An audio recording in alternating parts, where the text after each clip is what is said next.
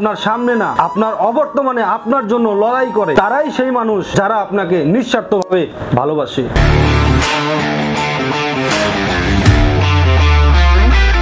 Hello বন্ধুরা, আসসালামু আলাইকুম। কেমন আছেন সবাই? আশা করি বেশ ভালো আছেন। শুকর আলহামদুলিল্লাহ, আল্লাহর রহমতে আমরাও বেশ ভালো আছি। বন্ধুরা, আজকে যে বিষয়টি নিয়ে কথা বলবো সেটি হচ্ছে নিঃস্বার্থ ভালোবাসা। ভালোবাসার ভিতরে অনেক ধরনের ভালোবাসা থাকে। স্বার্থপর ভালোবাসা থাকে, সময় উপযোগী ভালোবাসা থাকে, অবস্থানের ভালোবাসা থাকে এবং অভিনয়ের ভালোবাসা থাকে।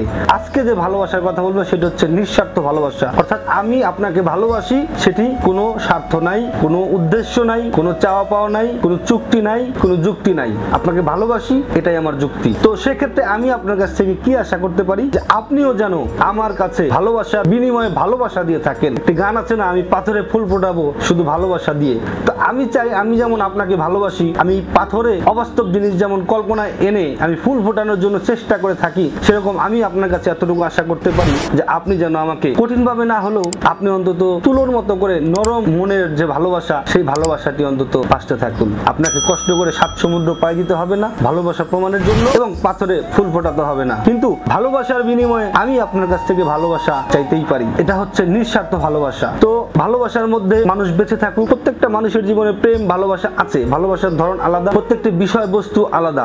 মানুষের মধ্যে মানুষের ভালোবাসা সম্পর্কের ভিত্তি ভেদে ভালোবাসার ধরন পরিবর্তন হয়, পরিবর্তনশীল। কিন্তু এই পৃথিবীতে এমন ভালোবাসার মানুষ রয়েছে যারা আপনাকে উপরে উপরে ভালোবাসে, ভিতরে ভিতরে কচু কাটার মতো কাটতে চায়। তো আমরা চাই এই সকল মানুষগুলো যেন আস্তে আস্তে নিজেদেরকে সংশোধন করে গোলাপের মতো সুন্দর ভালোবাসা বাসতে পারে। ভালোবাসা বাসতে থাকুন যে আপনাকে ভালোবাসে, আর ভালোবাসা যেন সত্যিকারের ভালোবাসায় ভরে থাকে আপনার মন, এবং আপনার জীবনে যারা যে ব্যক্তিবর্গগুলো রয়েছে তারা যেন প্রত্যেকটি মানুষ আপনাকে নিঃস্বার্থভাবে ভালোবাসতে পারে, সেই প্রত্যাশা করছি। ভালোবাসা যায় শুধুই তাকে যে ভালোবাসা দিয়ে ভালোবাসায় বেঁধে যে রাখে। এই কথাটি অত্যন্ত মনে রাখার মতো একটি কথা। তো এই কথার মতোই আপনার জীবন হোক সুন্দর, এবং আপনার জীবন কানায় কানায় পরিপূর্ণতার সাথে ভরে থাকুক ভালোবাসা। আপনার প্রতি ভালোবাসা অবিরাম। এ বিষয়ে বলতে চাই, যারা আপনার সামনে না, আপনার অবর্তমানে আপনার জন্য লড়াই করে, তারাই সেই মানুষ যারা আপনাকে নিঃস্বার্থভাবে ভালোবাসে। তো বন্ধুরা, ভালোবাসা ভালোবেসে থাকুন, ভালোবাসা গ্রহণ করে থাকুন, এবং ভালোবাসা নিয়ে বেঁচে থাকুন, এবং এমন জীবন গঠন করুন যেন আপনি মরণের পরেও মানুষের ভালোবাসা পান, সেই প্রত্যাশা করছি।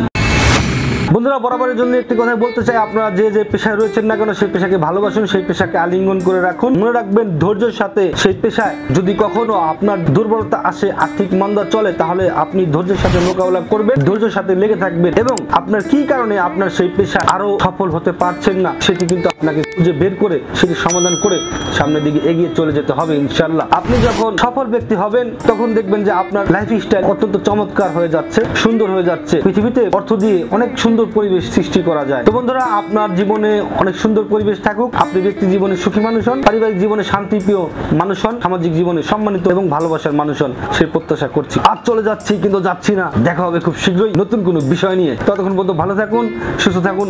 আল্লাহ হাফেজ।